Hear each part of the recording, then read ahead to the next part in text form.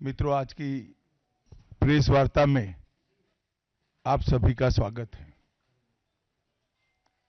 विगत सप्ताह में संसद में लोकसभा और विधानसभा, राज्यसभा दोनों जगह संविधान को स्वीकार किए हुए 75 साल के मौके पर संविधान की रचना, संविधान निर्माताओं का योगदान और संविधान में प्रस्तावित किए गए आदर्शों पर एक गौरवमयी चर्चा का आयोजन संसद के द्वारा किया गया।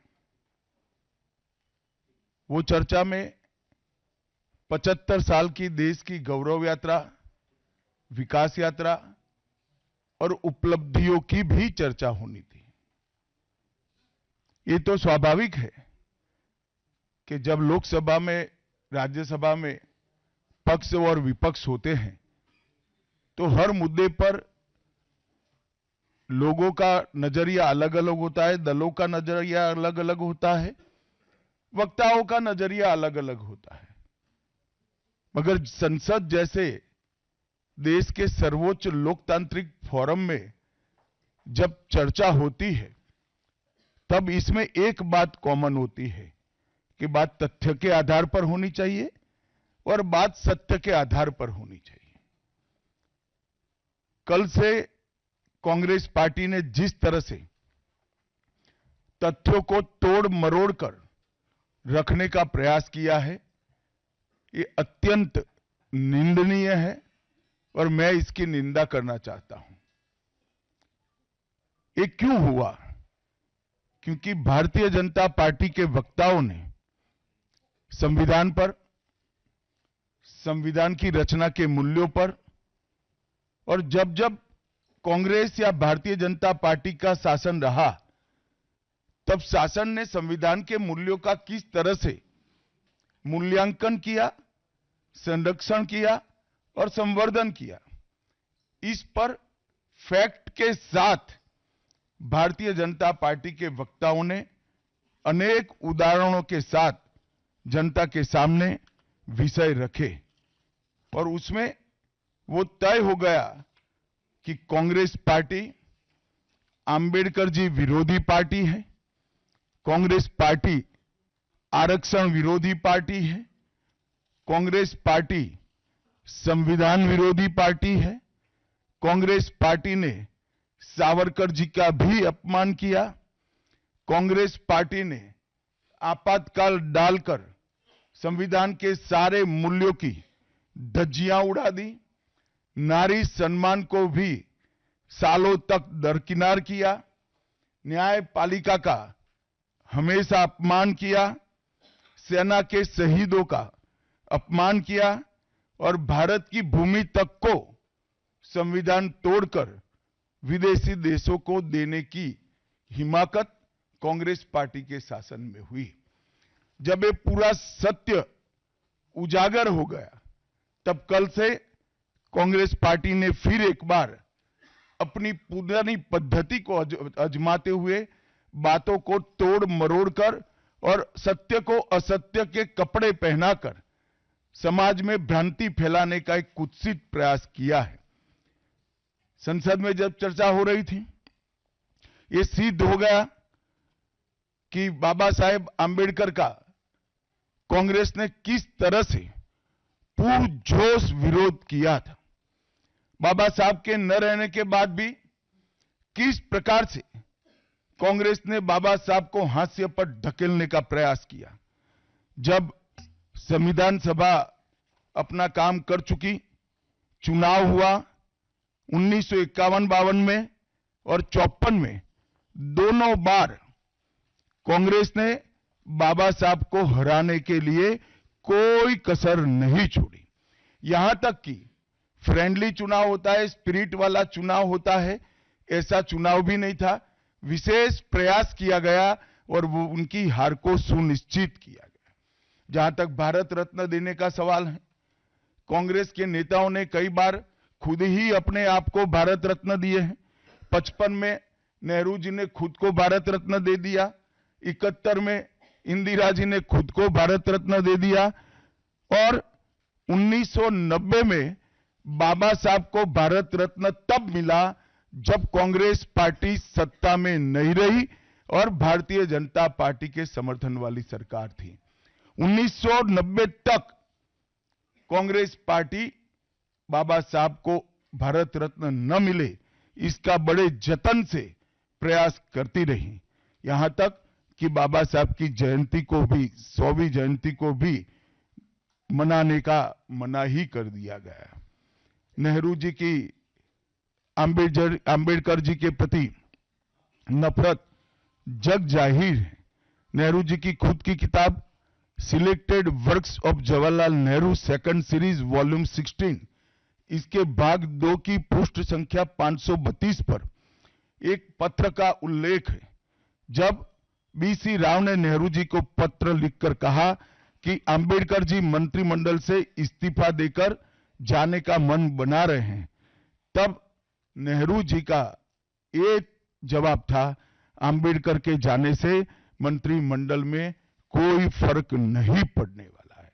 अंबेडकर जी के महान योगदान का मूल्यांकन जवाहरलाल जी किस तरह से करते थे, इससे बड़ा कोई उदाहरण नहीं हो सकता।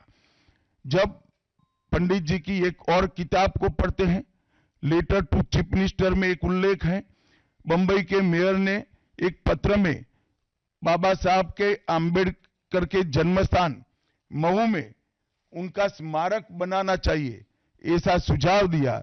18 जून 1959 को पंडित जी ने कहा, सरकार के लिए स्मारक स्थापित करना बिल्कुल सामान्य बात नहीं होगी, आमतौर पर स्मारक निजी पहल से किया जाता है।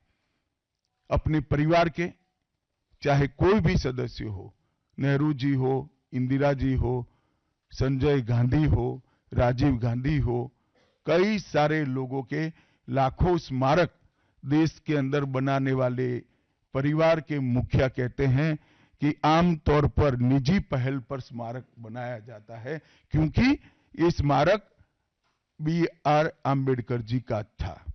मित्रों, जब एक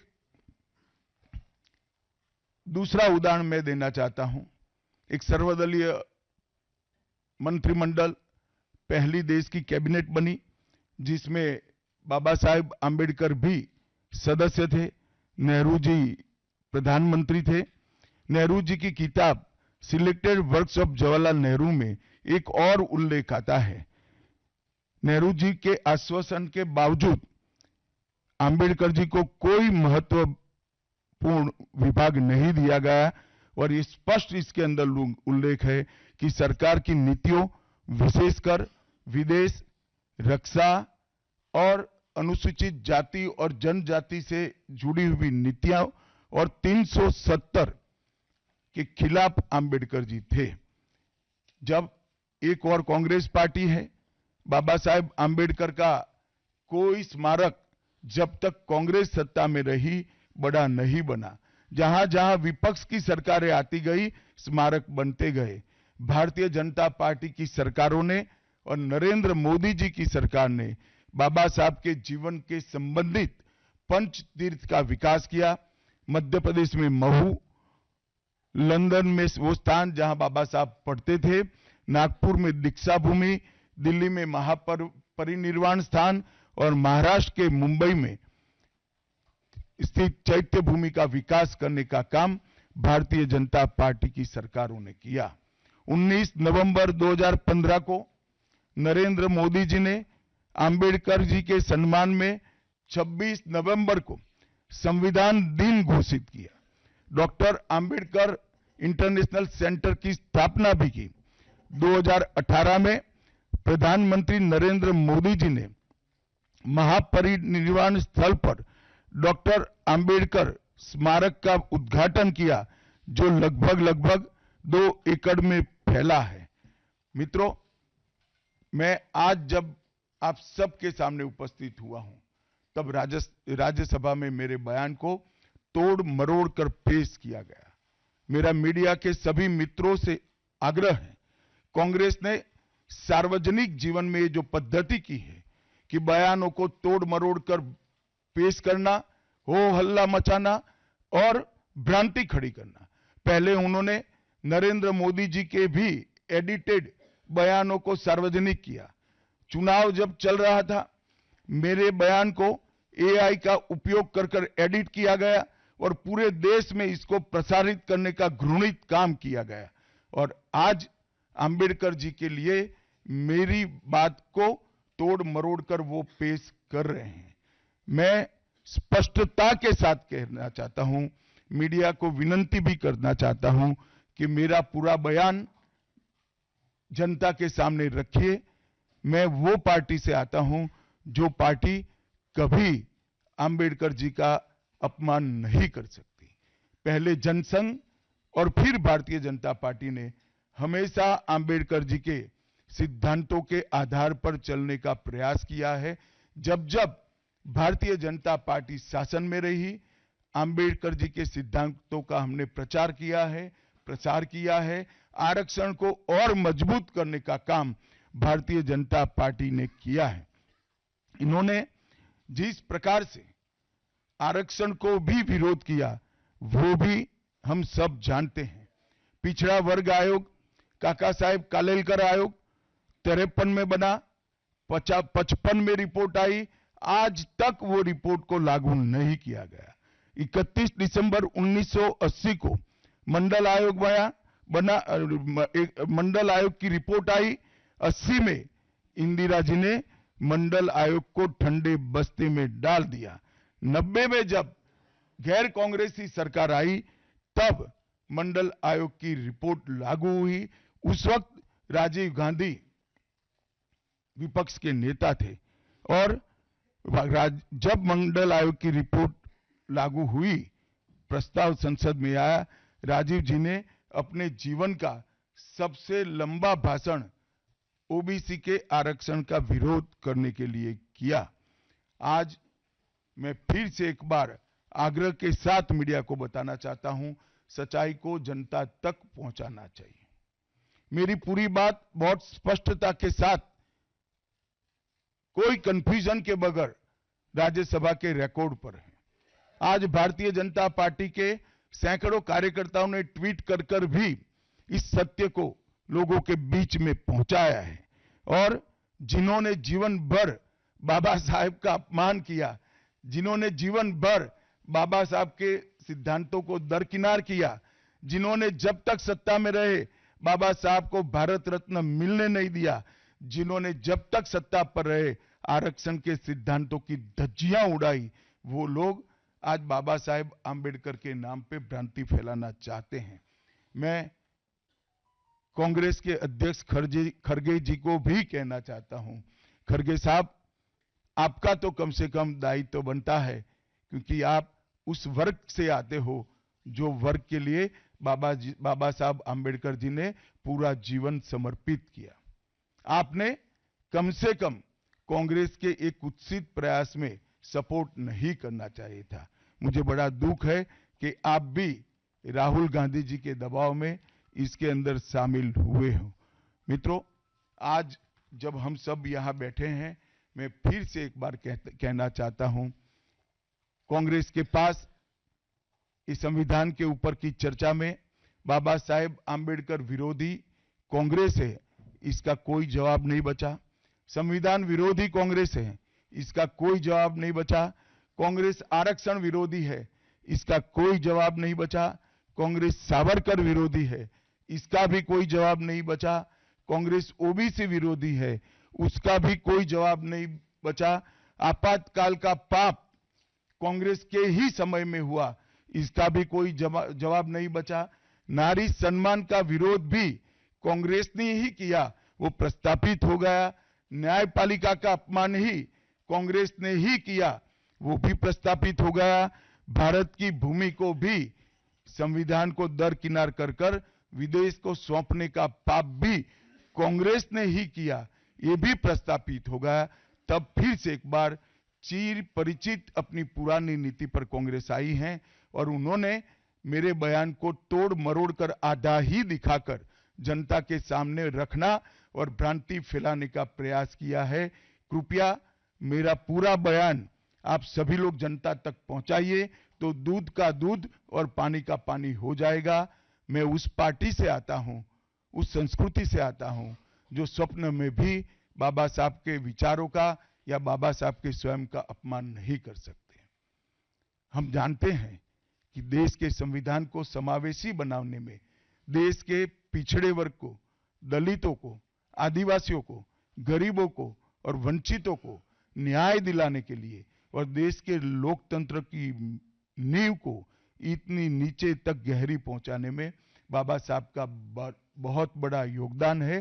पूरा देश बाबा साहब के प्रति कृतज्ञता व्यक्त करता है। कम से कम हम तो ऐसा नहीं कर सकते जिससे बाबा साहब का अपमान हो पाए।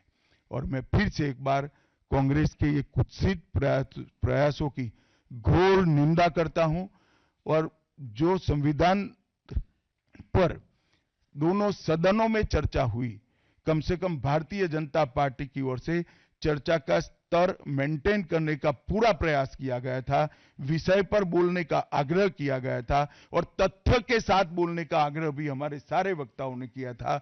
वो सारे प्रयास पर कांग्रेस ने पानी फिरा है और मैं मानता हूं कि देश की जनता इसके इस प्रयास को भी जानती है, उनकी मानसिकता को भी जानती है और उनकी कार्य संस्कृति को भी जानती है। धन्यवाद। रविंदर जी।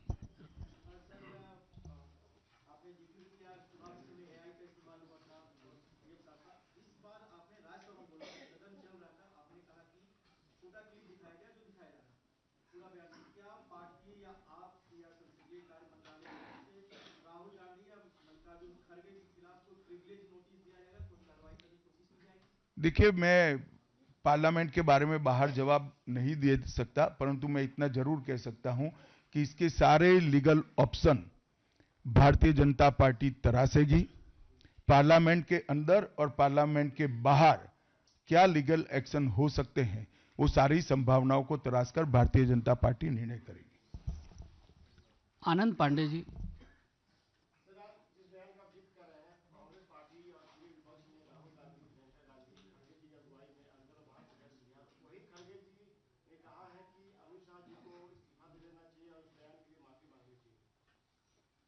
खड़गे जी मेरा इस्तीफा मांग रहे हैं, इनको आनंद होता है तो शायद मैं दे भी दूं, मगर इससे इनकी समस्या का अंत नहीं है। अभी 15 साल तक कम से कम उनको वही जगह पे बैठना है जहां वो बैठे हैं। खड़गे साहब, मेरे इस्तीफे से आपकी दाल नहीं गलने वाली है। Neeraj ji, ABP news.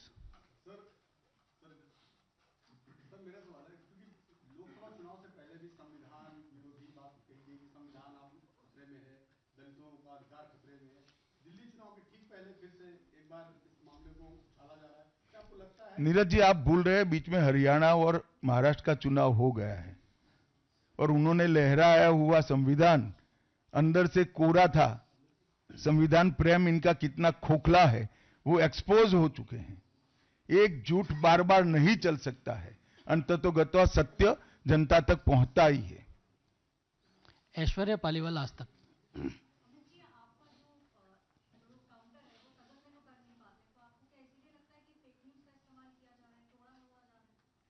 नहीं, सिर्फ मुझ पर नहीं, कई बार प्रधानमंत्री जी के लिए भी इस प्रकार के प्रयास किए, चुनाव के वक्त मेरे लिए भी किया था, फिर से एक बार कर रहे हैं। मगर मैं इसीलिए आज आप सबके सामने आया हूं। सार्वजनिक जीवन में आपका भी दायित्व है कि क्षीर नीर करने में जनता का मदद करिए, दूध का दूध और पानी का पानी करने में जनता को मदद करिए। मुझे आनंद होता अगर मेरे भाषण के मुद्दों के तथ्यों को वो चैलेंज देते। तथ्य पर चैलेंज देने के लिए कुछ नहीं है। मैंने भाषण का एक एक शब्द तथ्यात्मक है और इतिहास से गर्भ से बाहर आया हुआ है, इसलिए वो इस प्रकार से मेरे भाषण को एडिट कर कर इसको गलत अर्थ निकालकर इस प्रकार का प्रयास करें। शैलेंद्र जी।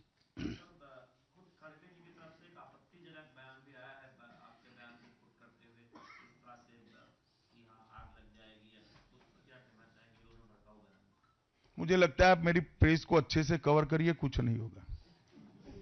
प्रज्ञा कौशिक।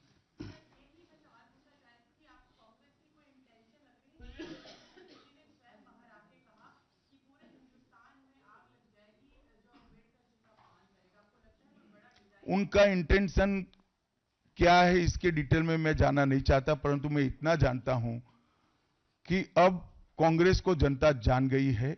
एक ही प्रकार से झूठ और भ्रम बार बार जनता मानती नहीं है। विकास भदौरिया।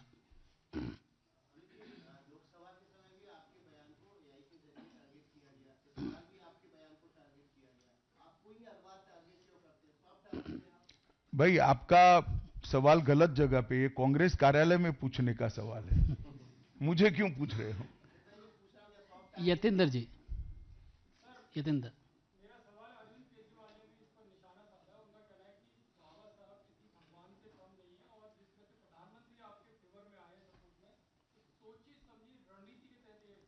देखिए इनकी भ्रांति है, प्रधानमंत्री सत्य के फेवर में बोले हैं।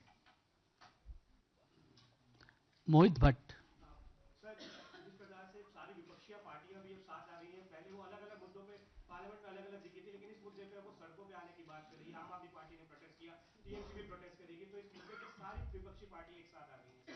देखिए सत्य को किसी के सपोर्ट की जरूरत नहीं होती। हमारी बात में, हमारे मुद्दों के साथ सत्य स्वयं खड़ा है। सत्य सबके साथ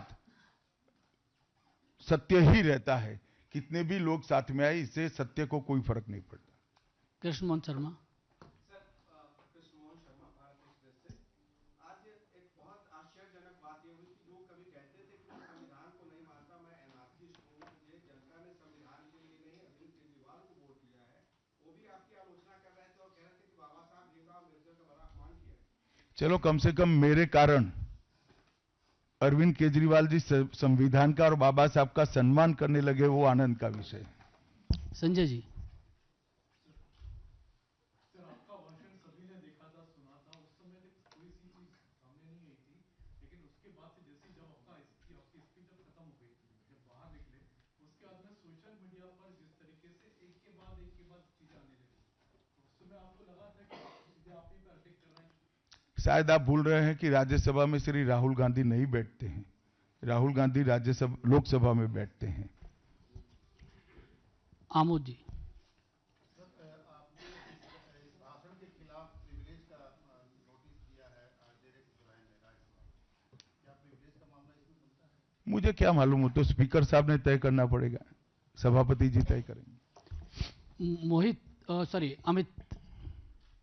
सर, खड़गे जी ने ये भी कहा कि आपको लगातार डिफेंड किया गया था टीएमसी ओसीबी इस बयान के बाद, और देश में जगह जगह लोगों में गुस्सा है। मुझे लगता है कि खड़गे जी ने आत्मनिरीक्षण करने की जरूरत है। वो जो कर रहे हैं इसके प्रति गुस्सा है या मेरे बयान के प्रति, वो उनको थोड़े दिन में मालूम पड़ जाएगा। आप पूछना चाहते हैं?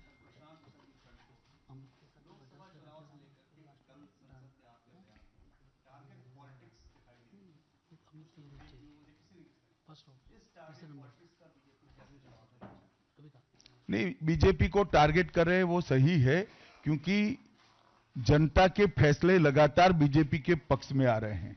इसका उनके पास ना कोई काट है ना कोई तोड़ है, इसलिए जनता के फैसले के बाद ईवीएम पर सवाल उठाते हैं। जनता के फैसले के बाद खुशफहमी में रहते हैं कि हारने के बाद भी कि हम जीते हैं, और जनता के फैसले के बाद भी फिर से एक बार भ्रांति फैलाने का प्रयास करते हैं, परंतु जनता सब जानती है। अंतिम सवाल रविकांत जी। सर, पूरे सत्र के दौरान देखा गया है कि इंडिया अलायंस सभी मुद्दों पर एकजुट नहीं था, लेकिन कल के भाषण के आपके भाषण के बाद उनको लगता है कि एक मुद्दा मिल गया, आपके भाषण की वजह से सभी एकजुट होकर आप पर हमला कर रहे हैं, तो आपने यूनाइट कर दिया उनको। ऐसा नहीं है। जब एक प्रकार का नैरेटिव खड़ा होने का, गलत नैरेटिव खड़ा करने का प्रयास होता है, तब शुरू में नैरेटिव गलत है या सही वो समझे बगैर काफी लोग साथ देते हैं। जब जनता का रिएक्शन आता है तब कुछ स्थिति अलग होती है। आप थोड़ी राह देखिए।